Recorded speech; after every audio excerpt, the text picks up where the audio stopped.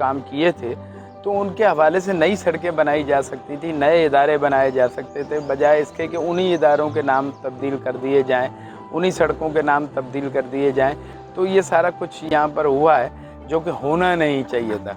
और ख़ुसूसन सदर टाउन में तो इतनी बेदर्दी से नाम तब्दील किए गए हैं, किसी ने भी कोई रेज़ोल्यूशन दी और नाम तब्दील कर दिया।